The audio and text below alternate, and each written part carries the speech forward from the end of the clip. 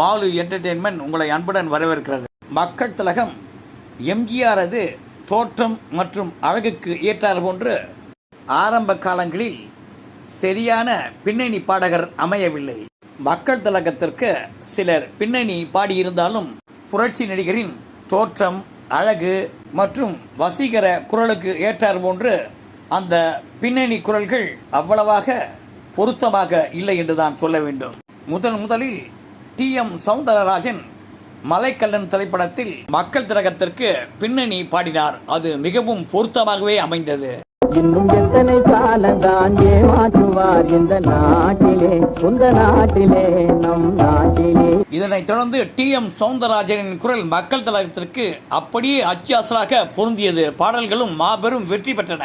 நம்மை வாழ விடாதவர் வந்து நம் வாசலில் வணங்கிட வைத்து விடும். நன்றி, வணக்கம்.